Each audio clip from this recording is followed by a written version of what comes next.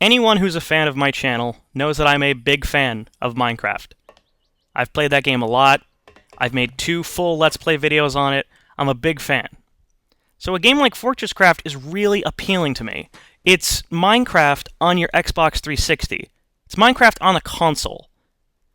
And that's an awesome idea. And if someone could do it and do it right, it would be amazing. I would play it pretty much every day.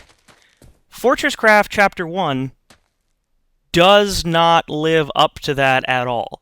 It's only a building tool, but that's fine. That's what Minecraft originally started out as. So all you're doing is placing blocks and building. There is no mining, there is no crafting, none of that stuff. There's no enemies. You never have to worry about dying. There's no fall damage even. But first impressions are really good. The building works great after you get used to the controls. There's a whole lot of options to tweak. There's a lot of visual filters. There's the draw distance. You can change shadow detail. There's a machinima option, so you can, if you're a fan of making machinima and you want to use FortressCraft for that, you can get rid of the HUD, you can get rid of the pickaxe. It's a really nice gesture. The problem is that there are too many small annoying bugs that they really make you want to hate FortressCraft. And the foundation is there for something great. It really is. But it just doesn't totally work right. And there's one major game-breaking bug, deal-breaking bug, that I'll get to a little bit later. But because of that bug, it makes FortressCraft, really hard to recommend. The building is fast and the building is fluid. There are a few minor glitches where, one, you saw a little earlier in the video, you'll delete something and the game, I guess, won't recognize that it's totally deleted. So all the texture of it is gone, but the green grid remains and it stays behind. And it usually doesn't go away or doesn't go away quickly. Sometimes it actually realizes it and it removes it. But when it does, it still takes like 20 seconds. If it happens at all. It's a big eyesore. It's very unfortunate. There are times, and one of these is coming up in a second, where you'll actually place blocks faster than the game thinks you are. So instead of actually placing your block you want next to another block, it'll just replace the block you were next to. So if you can see here, I'm trying to place blocks on top of what I've already laid, but instead it's replacing what's underneath it with my current block selection.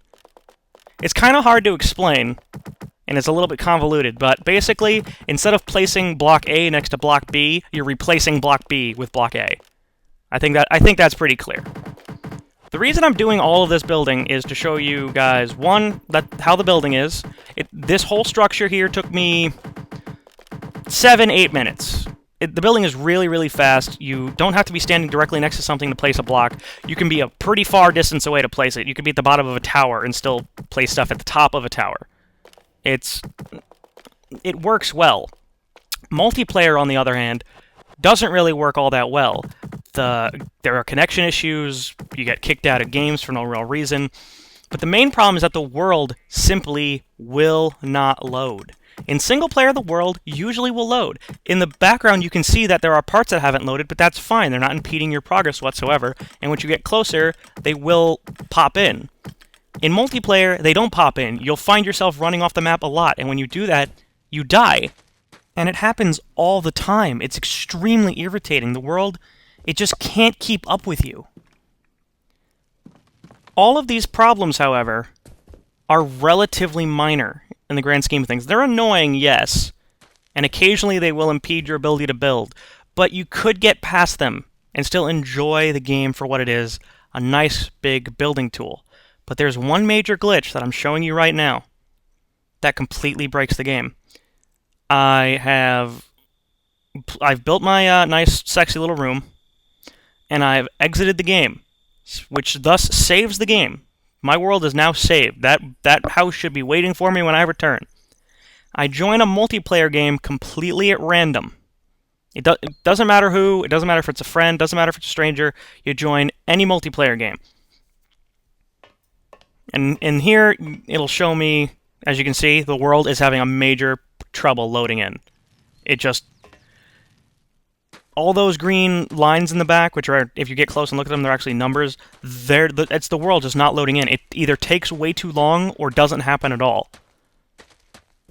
And when you walk off the edge of that, when you walk into that, you're dead. It brings you back to the spawn point. So if you're out exploring for a long time, it's a big pain, because then you have to retrace all of your ground. It is kind of funny that that pops up when you die. That's a really nice reference, and I do appreciate that, but that doesn't excuse it. Just a cute little joke does not excuse something like that.